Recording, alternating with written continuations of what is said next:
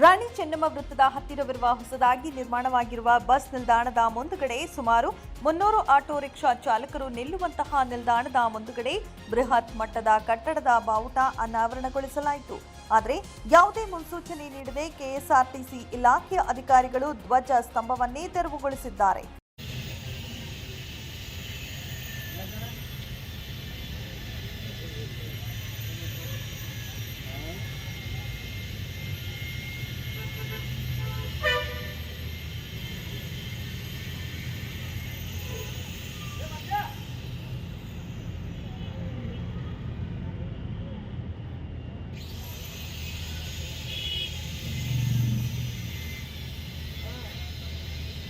ಹೌದು, ಹುಬ್ಬಳ್ಳಿಯ ಹಳೆ ಬಸ್ ನಿಲ್ದಾಣದ ನಗರ ಮತ್ತು ಪ್ರಾದೇಶಿಕ ಬಸ್ ಸಾರಿಗೆ ನಿಲ್ದಾಣದ ಬಳಿಯ ಆಟೋ ನಿಲ್ದಾಣದಲ್ಲಿ ಬೃಹತ್ ಮಟ್ಟದ ಕಟ್ಟಡ ಧ್ವಜವನ್ನ ಆಟೋ ಚಾಲಕರು ನಿಲ್ಲಿಸಿದ್ರು. ಆದರೆ ಈ ನಿಲ್ದಾಣದಲ್ಲಿ ಇರುವಂತಹ ಪದಾಧಿಕಾರಿಗಳಿಗೆ ಯಾವುದೇ ಸೂಚನೆ ನೀಡದೆ ಏಕಾಏಕಿ ಕನ್ನಡ ಧ್ವಜ ಸ್ತಂಭವನ್ನ ಕಟ್ ಮಾಡಿ ತೆರವುಗೊಳಿಸಿದ್ದಾರೆ.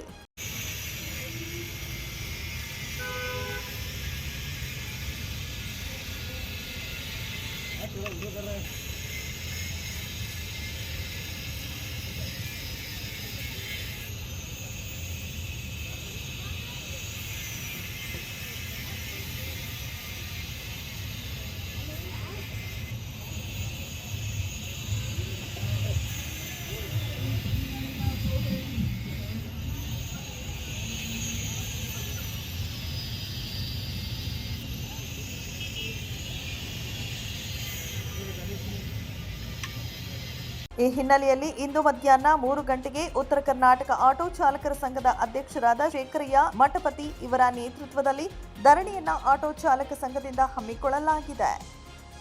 9 ಲೈವ್ ನ್ಯೂಸ್ ಹುಬ್ಬಳ್ಳಿ.